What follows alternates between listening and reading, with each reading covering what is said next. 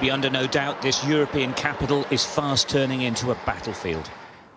There are troops on street corners and under bridges. Armoured vehicles constantly crisscross the city, bolstering positions, waiting for the enemy. The Ukrainian military are fighting, but they will struggle to hold on. Tanks, APCs and trucks manoeuvre beneath the road arches. They're attempting to shield themselves from attack from the skies, holding on until the Russian infantry and paratroopers attempt to get further into Kiev by road and on foot. Well, that's the expectation anyway. There's been a huge exodus from the city. Those left behind attempt to thumb lifts, heading west. Others stop passing cars and ask if they're heading their way. More often than not, it's a fruitless hope. The air raid sirens are irregular now. It's scary stuff. With their belongings, they try to hurry off the streets. Most head for the metro stations, trying to get underground. Mums and dads and their little ones, trying to find safety if they can't find a way out. Everyone feels exposed. Everyone feels vulnerable. Well, that's a haunting sound of the air raid sirens. It's pushing people into taking cover. Just heard a crump of an explosion. It's like this all over the city now.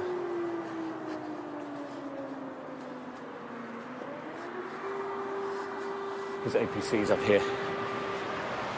Exactly where and when the Russians may attack a new target remains unknown, of course, so there's constant movement. Much of the city is now deserted. Hardly any people in the centre of town, just a few cars driving between homes or looking for a few shops that are still open. And on the streets as well, civilian militia, armed and ready to support the army.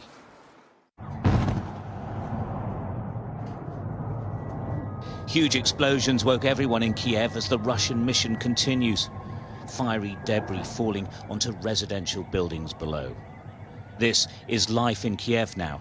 The country's president making exactly that point. Коли бомби падають у Києві, це відбувається. When bombs fall on Kiev, it happens in Europe, not just in Ukraine. When missiles kill our people, it is the death of Europeans. I demand greater security for Europe, greater protection for Ukraine as part of a democratic world.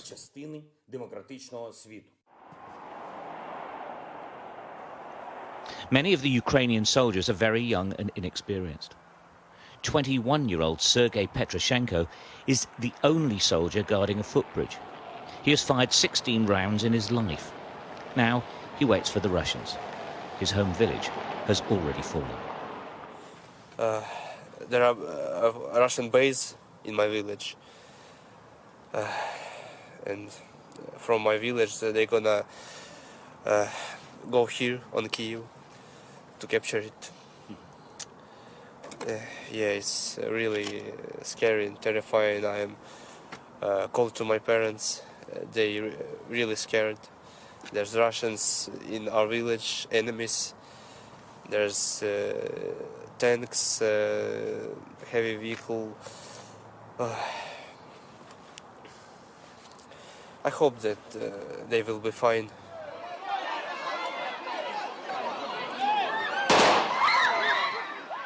In their thousands, they descended on the central railway station, trying to get seats on any train heading south.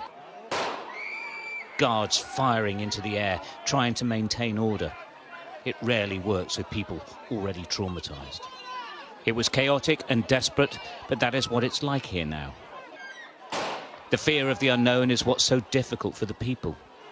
Ukraine is holding its breath, while the world watches on. Stuart Ramsey, Sky News, Kiev.